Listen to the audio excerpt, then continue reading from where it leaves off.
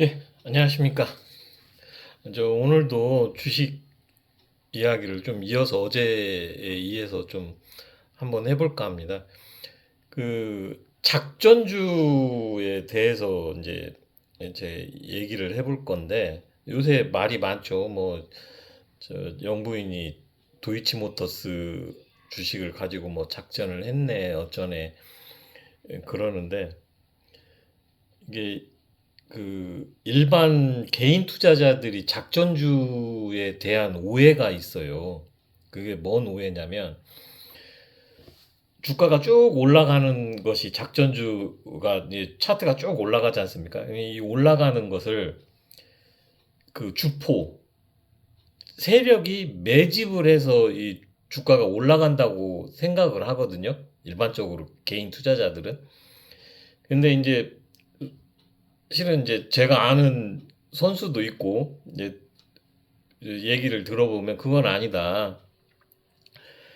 이미 매집은 바닥에서 된 거고 주가가 올라가는 것은 공회전으로 올라가는 거다. 쉽게 얘기를 해서 통정 매매를 통해서 호가만을 가지고 주가가 올라가는 거예요. 그러면은 이제 예를 들어서 우리 영부인 얘기 한번 해봅시다. 일반 투자자가 주가의 바닥에서 우연찮게 작전주를 살 수가 있어요. 그러면은 한두 푼도 아니고 몇십억 단위 남모르는 자금이 유입이 됐는데 이 작전을 하는 이 세력들은 이 주가를 끄집어 올릴까요? 절대 그럴 수는 없죠. 왜 그러냐면 끄집어 올렸다가는 위에서 털고 나가버리는데 이 망하는 작전인 거잖아요. 그래서 이 세력들이 카운터를 한다라는 거예요. 예를 들어서 남모르는 자금이 들어오면 주가를 꺾어서 털게 만든다든지 아니면 길게 옆으로 빼서 못 견디게 못 견디게 한다라는 거야. 그러지 않고 그런 사전 작업 없이 이게 주가가 쭉 올라간다라는 건 불가능하다라는 겁니다.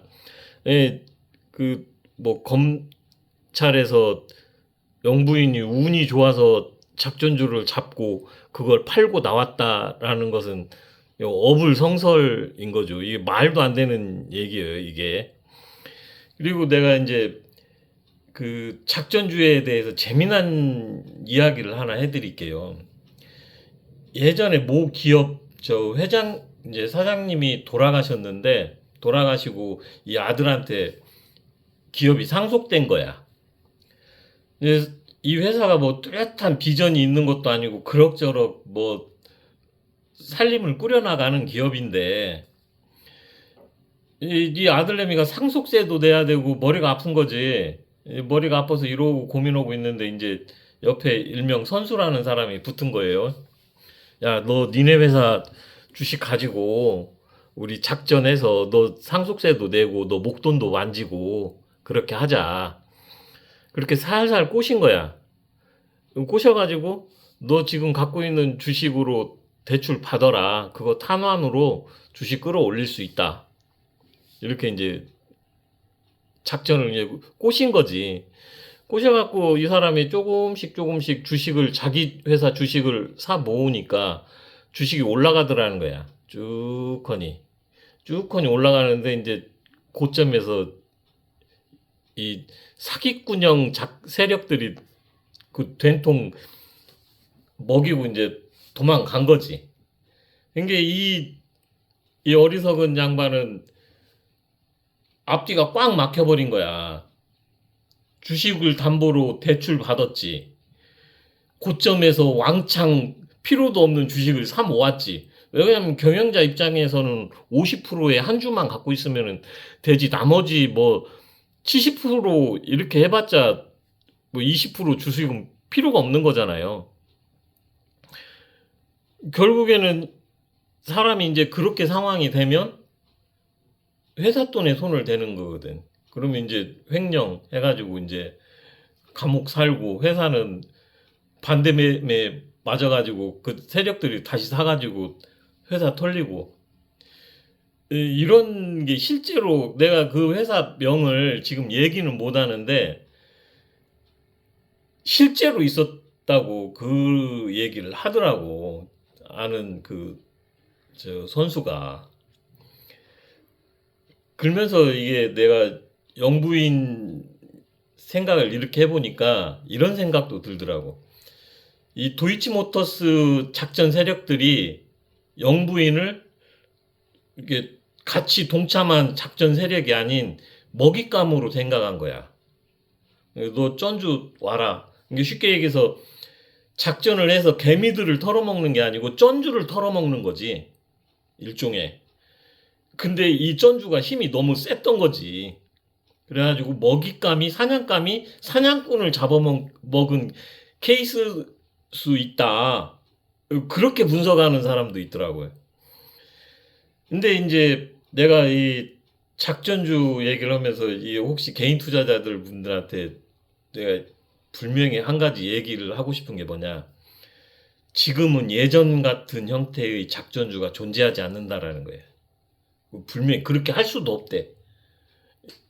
왜 그러냐면 감독 기관이 어설픈 것 같지만 이 감독 기관까지 끼고 들어가지 않은 작전이라는 것은 있을 수 없다는 얘기예요, 지금. 이게 지금 있는 작전주들은 감독 기관의 어떤 그런 것이 있지 않은 이상 불가능하니까 아예 끼지 마라. 그리고 개인이 이 작전주를 바닥에 잡았다고 손치더라도 절대 먹을 수 없다. 이런 얘기를 하더라고요. 예.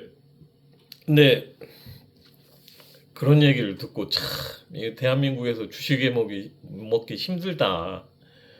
이런 많은 지뢰를 피해 가면서까지 이거 투자를 해야 되나. 이거 참 고민이 들죠.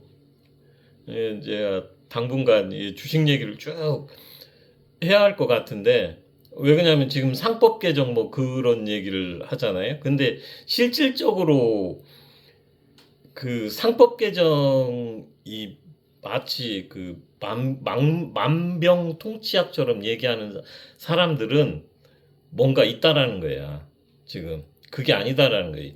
이게 대한민국 주식시장은 그 법률적인 어떤 그런 테두리 밖에 있는 것들이 있기 때문에 그런 것들을 정리하지 않으면 상법 개정 100번 해도 안 된다라는 거지.